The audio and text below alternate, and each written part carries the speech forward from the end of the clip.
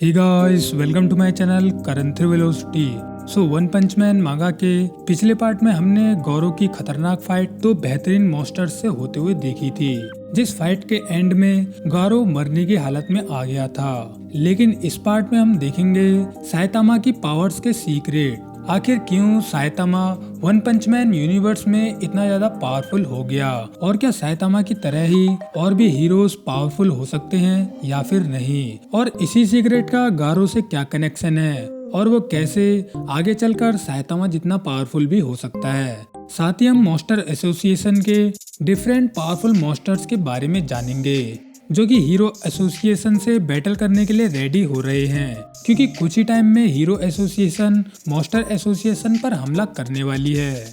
खैर, पिछले पार्ट में हमने किंग द रीपर को तारियो को किडनैप करके ले जाते हुए देखा था, मगर वो उस छोटे बच्चे तारियो से एक बात कहना चाहता था कि वीडियो पसंद आए तो लाइक कर देना और मूड बन जाए तो चैनल को सब्सक्राइब तो कर ही देना। सो वन पंच मैन मांगा का पार्ट 3 शुरू होता है।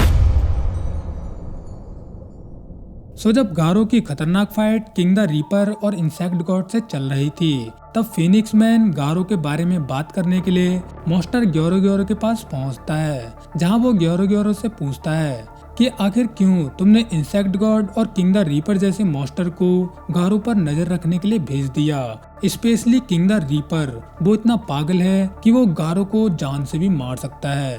इवन रीपर से तो हमारे ज्यादातर मॉन्स्टर्स भी डरते हैं। जिस पर ग्योरो कहता है क्यों नहीं, किंग द रीपर शायद गारो की ग्रोथ में मदद कर सकता है, शायद वो उसे हीरोज को मारना भी सिखा सकता है।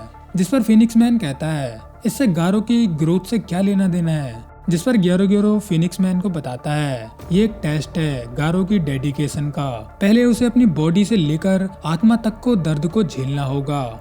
मैं देखना चाहता हूँ मॉन्स्टर से लड़कर गारो का क्या हाल होगा।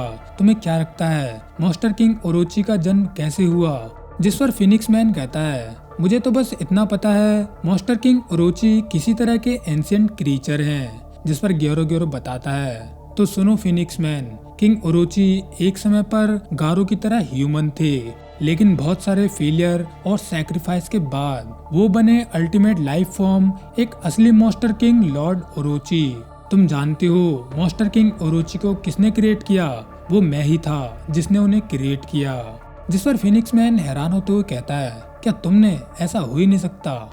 जिस पर ग्योरो कहता है मुझे लगता है पूरी देखभाल के साथ हम गारो को दूसरा मॉन्स्टर किंग बना सकते हैं, जिसे सिर्फ मैं ही कर सकता हूँ।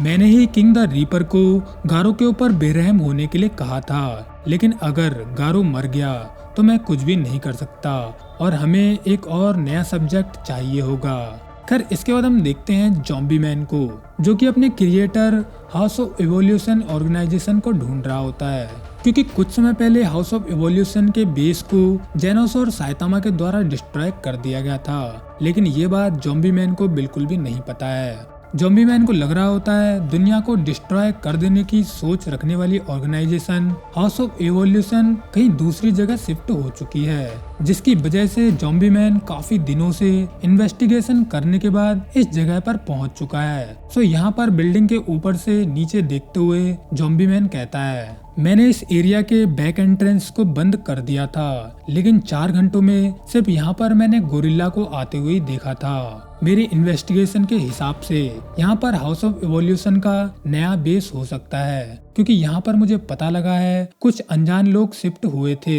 जो अपने साथ काफी सारे बॉक्सेस लाए थे, जिसमें मिस्टीरियस पाउडर और मछली जैसी स्मेल आ रही थी। मैं जिस ऑर्गेनाइजेशन की बात कर रहा हूँ उसका कनेक्शन मॉन्स्टर एसोसिएशन और शिवावा की भविष्यवाणी से हो सकता है, लेकिन सच का पता लगाने के लिए मुझे आज ही अंदर जाकर खुद ही चेक करना होगा। इसके बाद हम देखते हैं गोरिल्ला एक दुकान पर काम कर रहा होता है, मगर ज़ॉम्बी मैन उसे गन दिखाते हुए कहता है ओ तो अब तुमने अपनी जगह बदल के टपरी का काम शुरू कर दिया, तुम मुझे उल्लू नहीं बना सकते। बताओ इसके पीछे तुम क्या साजिश रच रहे हो। मैं हूँ हीरो ज़ॉम्बी मैन, लेकिन तुम मुझे एक्सपेरिमेंटल सैंपल 66 के नाम से जानते होगे। जिस पर गोरिल्ला बताता है मुझे माफ करना, लेकिन जिस हाउस ऑफ इवोल्यूशन को तुम ढूंढ रहे हो वो कब की खत्म हो चुकी है। खैर इसके बाद ज़ॉम्बी मैन की मुलाकात होती है साइंटिस्ट डॉक्टर जीनस से, जिन्होंने ज़ॉम्बी मैन, गोरिल्ला जैसे लोगों और मॉन्स्टर्स को अपने एक्सपेरिमेंट से क्रिएट किया था। जहाँ पर डॉक्टर जीनस कहते हैं, मुझे आइडिया नहीं था मेरा कोई एक्सपेरिमेंटल सब्जेक्ट एस क्लास का हीरो भी बन सकता है। मुझे याद है तुम ही मेरे ऐसे अकेले एक्सपेरिमेंट हो जिसने इमोरलिटी को पाया था, जिसके बाद तुम मेरी लैब को खराब करके भाग गए थे, लेकिन लगता है अब तुम काफी ज्यादा बदल चुके हो। सो ज़ॉम्बी मैन, क्या तुम यहाँ पर मुझे जान से मारने के लिए आए हो? मगर एक बात जान लो, मुझे वो अपनी लैब बनाने में कोई भी इंटरेस्ट नहीं है। जिस पर ज़ॉम्बी मैन डॉक्टर जीनस पर कुल्हाड़ी तानते हुए गुस्से में आते हुए कहता है, जैसा कि मैं जानता हूँ तुम लैब को दोबारा बना ही लोगे, लेकिन तुम्हारी लैब गायब क्यों हो गई? Doctor genus, answer me. जिस पर डॉक्टर जीनस कहते हैं, क्योंकि आखिरी बार हमने असली ताकत को देखा था, जो कि हाउस ऑफ एवोल्यूशन के आर्टिफिशियल सब्जेक्ट से कहीं ज्यादा थी। लेकिन अब तक मैं समझ चुका हूँ, जिसने मेरी लैब को डिस्ट्रॉय किया था उस आदमी ने अपने लिमिटर को रिमूव कर दिया है और वो इस दुनिया का सबसे ज्यादा ताकतवर आदमी बन चुका है। जिस पर ज़ॉम्बी मैन सोचते हुए पूछता है, आखिर तुम किसकी बात कर रहे हो और ये लिमिटर क्या चीज है?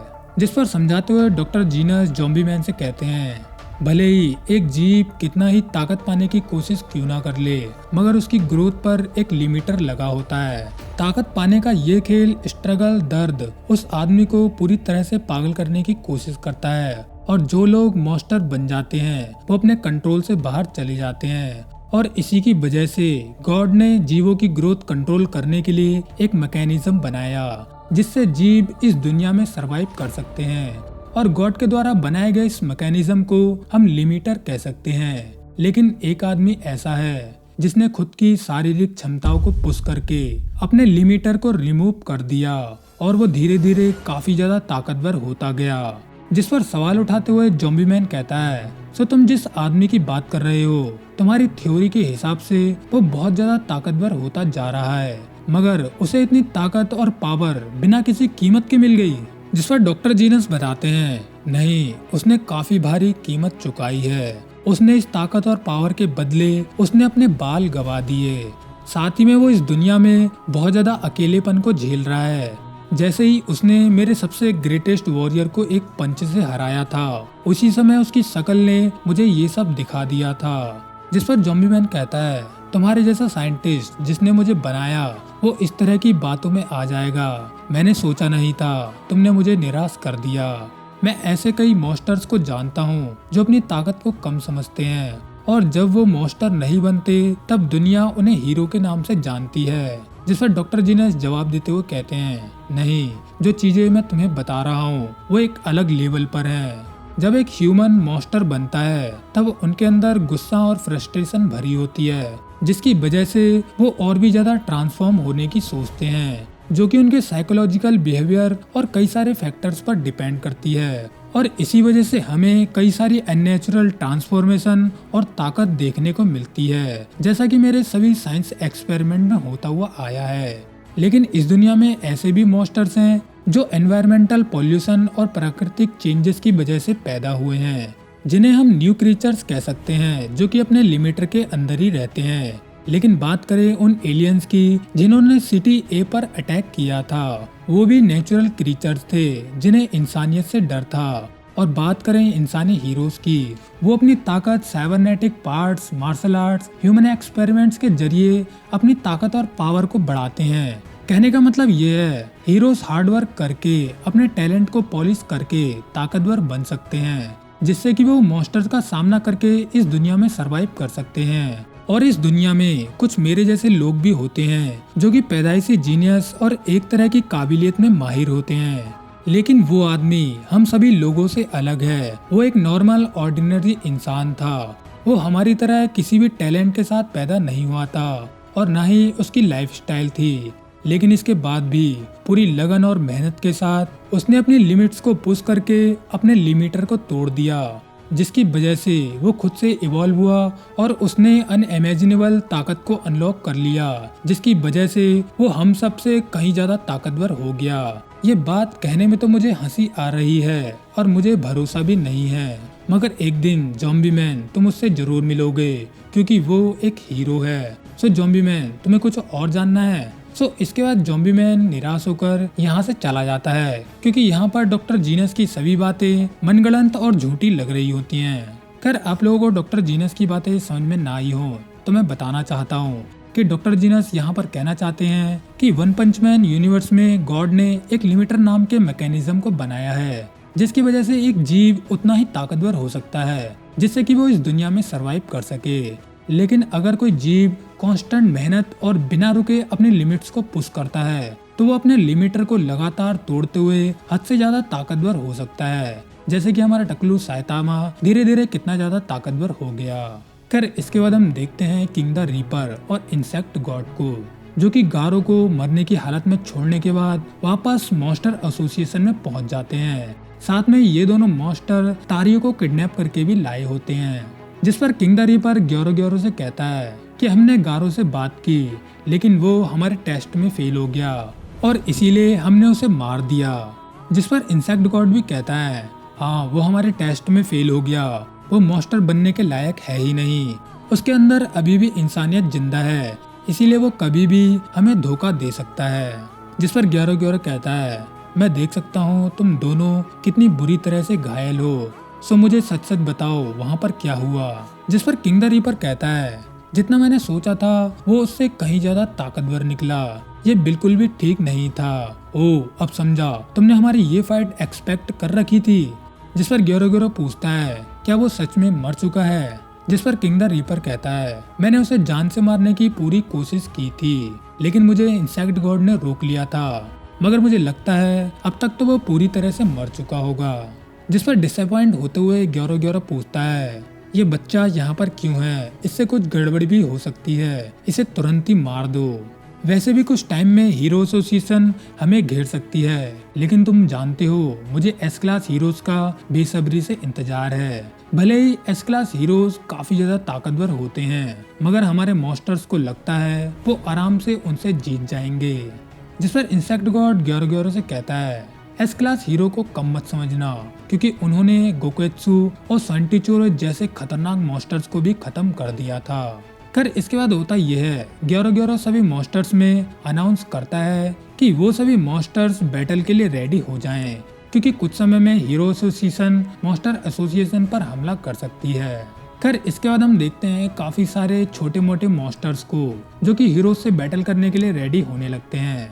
साथ ही डिस्कशन करने लगते हैं कि उन्हें किस हीरो से फाइट करना चाहिए, मगर ग्योरो ने पहले ही उनके लिए हीरो ओपोनेंट सिलेक्ट कर रखे होते हैं कि कौन सा मॉन्स्टर किससे फाइट कर सकता है। और इसके बाद हम देखते हैं फिनिक्स मैन को, जिसे जब से पता चला है कि कोई भी मॉन्स्टर किंग ओरोची के जितना ताकतवर हो सकता है, इसीलिए फिनिक्स मैन को लगता है कि वो भी अगला मॉन्स्टर किंग बन सकता है, और इसीलिए वो हीरो से लड़ने के लिए काफी ज्यादा एक्साइटेड होता है। इसके बाद हम देखते हैं मॉन्स्टर लबडोस को, जिसने नारंगी प्राइवेट स्क्वाड को अपना गुलाम बना लिया था। वो उन सभी गुलामों को हुक्म देते हुए कहती है, तुम सभी को एक एक हीरो को मारना होगा, अगर तुमने ऐसा नहीं किया तो मैं ही तुम्हें मार दूंगी, और हीरोज को मारने का जो क्रेडिट होगा वो लबडोस खुद ही ले लेगी। खैर, नारंगी स्क्वाड लबडोस की गुलाम होती है, तो इसीलिए वो लबडोस के ऑर्डर में हाँ करने लगती है। खैर, इसके बाद हम मॉन्स्टर गेलविंड और हेलफायर फ्लेम को देखते हैं, जो कि निंजा विलेज से बिलोंग करते हैं, जहाँ से फ्लैशी फ्लैश भी बिलोंग करता है, मगर ये दोनों अब मॉन्स्टर बन चुके हैं। ये दोनों काफी देर तक सुपर स्पीड में अपनी फाइटिंग प्रैक्टिस करते हुए कहते हैं, हीरो एसोसिएशन में सिर्फ एक ही ऐसा फाइटर है जो हमारा सामना कर सकता है, वो है फ्लैशी फ्लैश, उसके अलावा कोई भी हमारे सामने नहीं टिक सकता। लेकिन हीरोज के पास रोबोटिक और साइकिक पावर वाले हीरोज भी हैं, जो कि काफी ज्यादा ताकतवर हैं, मगर कोई भी मशीन हमारे निंजा स्पीड को मैच तो कर ही नहीं सकती, कोई रोबोट तो हमारे सामने टिक ही नहीं सकता। और बात रही साइकिक हीरोज की, तो हम उनकी पावर्स को एक्टिवेट होने से पहले ही उन्हें खत्म कर देंगे। खैर, इसके बाद हम देखते हैं वैम्पायर प्योर ब्लड को, जिसकी फाइट आगे चलकर ज़ॉम्बी मैन से होने वाली है। यहाँ हम देखते हैं वैम्पायर प्योर ब्लड अपने रास्ते में आते हुए एक मॉन्स्टर को मारने के बाद कहता है, मेरे रास्ते में जो आएगा मारा जाएगा। हमारे लीडर मॉन्स्टर किंग ओरोची और वो सभी पागल मॉन्स्टर जो हमें लीड कर रहे हैं, और उन सभी हीरोज के मरने के बाद सिर्फ मैं ही जिंदा बचूंगा, क्योंकि मैं हूँ एक अकेला वैम्पायर जो कि असली पैदाइशी मॉन्स्टर है। खैर तभी यहाँ पर पहुँचता है डेविल लॉन्ग हेयर, जो कि आते ही वैम्पायर से कहता है, आखिर तुम मॉन्स्टर कैसे बने? मैंने तुम्हें पिछले दिन कुछ हीरो से लड़ते हुए देखा था, क्या सच में तुम बहुत ताकतवर हो? जिस पर चिढ़ते हुए वैम्पायर कहता है, मैं इस भालू वाली चुड़ैल के साथ अब और नहीं रह सकता, मैं सबको दिखा दूंगा कि मैं तुम सबसे कितना ज्यादा अलग हूँ। खैर इसके बाद हम उन सभी मॉन्स्टर्स को देखते हैं जिन्हें इंसान से मॉन्स्टर्स बनाया गया था। बस यहाँ पर ज्यादा कुछ नहीं होता, बस ये मॉन्स्टर्स भी हीरोज से फाइट करने के लिए काफी ज्यादा एक्साइटेड होते हैं। सो इसके बाद हम देखते हैं किंग द रीपर को, जो कि उस बच्चे तारियो को अपने साथ ले जा रहा होता है। तभी एक गिरगिट मॉन्स्टर किंग द रीपर से उस बच्चे को खाने के लिए मांगने लगता है, लेकिन किंग द रीपर साफ साफ उसे मना कर देता है। जिसके बाद गिरगिट मॉन्स्टर किंग द रीपर से लड़ाई करने पर उतारने लगता है, मगर तभी यहाँ रास्ते में से आ रहा होता है मशीन गॉड G5, जिसे देखकर ये गिरगिट मॉन्स्टर दुम दबाकर यहाँ से भागने लगता है। सो इसके बाद यहाँ पर हम मशीन गॉड के हाथ में S class hero robot metal night के सर को देखते हैं, जिस पर किंग द रीपर पूछता है, ओ तो तुम ही हो मशीन गॉड G5, ये तुम्हारे हाथ में स्टील का क्या है? क्या तुमने इसे कहीं से चुराया है? जिस पर मशीन गॉड कहता है, नहीं मैंने इसे खुद मारा है, मैं इस चीज को डिसेंबल करके एग्जामिन करने वाला हूँ, क्योंकि ये चीज बहुत ज्यादा वैल्यूएबल है। खैर मेटल नाइट के हेड को देखकर तारियो सोचते हुए कहता है, मेटल नाइट वो तो एस क्लास हीरो था। खैर इसके बाद होता ये है, किंग द रीपर कुछ समय के लिए उस बच्चे तारियो को एक जेल में डालकर चला जाता है, जिस जेल के अंदर मिस्टर नारांकी का बेटा वगामा को भी कैद किया गया होता है। सो यहाँ पर वगामा को काफी ज्यादा भूख लग रही होती है, इसीलिए तारियो अपनी टॉफी वगामा के साथ शेयर कर देता है। जिसके बाद तारियो उससे कहता है, तुम्हें पता है हमारे साथ क्या होगा? जिस पर वगामा कहता है, हाँ तुम्हारा कुछ नहीं होगा, लेकिन मैं तो बच जाऊंगा, क्योंकि मेरे पापा हीरो एसोसिएशन के बहुत बड़े आदमी हैं। सो हीरोज के आते ही वो सबसे पहले मुझे रेस्क्यू करेंगे, तुम्हें नहीं। जिस पर तारियो कहता है, प्लीज मुझे भी अपने साथ बचा लो। जिस पर वगामा कहता है, अगर तुम्हें मेरे साथ रेस्क्यू होना है तो यहाँ तुम्हें जो भी खाना मिलने वाला है वो सब तुम्हें मुझे देना होगा, और तुम्हें अब से मेरा नौकर बनकर रहना होगा। जिस पर तारियो भी रोते हुए कहता है, ठीक है मैं तुम्हारा नौकर बनने के लिए रेडी हूँ, बस मुझे घर जाना है। खैर तभी अचानक से जेली मॉन्स्टर दोनों बच्चों को डराते हुए कहता है, क्या कहा? तुम्हें घर जाना है? ऐसा कभी भी नहीं होगा, वो हीरोज तुम्हें बचाने जरूर आएंगे, लेकिन सब मारे जाएंगे और उन हीरोज के साथ तुम भी मारे जाओगे। जिस पर वगामा कहता है, हे एस क्लास हीरो बहुत ज्यादा ताकतवर हैं, वो तुम सबको खत्म कर देंगे, मैंने देखा था तुम कितनी बुरी तरह से मेटल बैट से पिट रहे थे। और तो और हमारे पास और भी सुपर हीरोज हैं, जैसे ब्लास्ट, टॉर्नेडो और हाँ किंग भी, जो तुम्हारी छुट्टी कर देगा। जिस पे जेलीफिश कहता है, हो मैं डर गया, तुमने तो यही सोचा होगा ना बच्चे, मॉन्स्टर एसोसिएशन का मकसद ही उन सभी हीरोज को खत्म करना है। हम जानते हैं वो बहुत ज्यादा ताकतवर हैं, लेकिन एक वजह से वो सब मारे जाएंगे। हमारे यहाँ कुछ ऐसे मॉन्स्टर हैं जो एस क्लास से भी काफी ज्यादा ताकतवर हैं, जैसे कि हमारा लीडर जिसका थ्रेट लेवल ड्रैगन है, उसकी ताकत का तो कोई जवाब ही नहीं है। हमारे कुछ मॉन्स्टर्स तो ऐसे हैं जो खुद की अकेली ताकत के गॉड हैं, सिर्फ ह्यूमन हीरोज का हमारे सामने कोई भी चांस नहीं है, वो सब मारे जाएंगे तुम्हारे किंग के साथ। खैर इसके बाद हम गौरव को वहीं स्टेडियम में बेहोश या फिर मरा हुआ पड़ा हुआ देखते हैं, और यहीं पर वन पंच मैन मांगा का पार्ट 3 एंड हो जाता है, जिसमें हम साइतामा के पावर्स के सीक्रेट के बारे में जान चुके हैं कि किस तरह से साइतामा अपने लिमिटर को तोड़कर इतना ज्यादा पावरफुल हो चुका है। साथ ही हम मॉन्स्टर एसोसिएशन के डिफरेंट मॉन्स्टर्स को देख चुके हैं, जिनकी बैटल आगे चलकर हीरोज से होने वाली है। लेकिन अब अगले पार्ट में हम देखेंगे गौरव की रीअवेकनिंग को, जिसके बाद गारो की खतरनाक फाइट पूरे मॉन्स्टर एसोसिएशन से होने वाली है। क्या गारो अकेले मॉन्स्टर एसोसिएशन से लड़ सकता है? ये तो हमें अगले पार्ट में ही पता चलेगा। सो अब मिलते हैं वन पंच मैन मांगा के पार्ट 4 में। So tata bye bye, take care.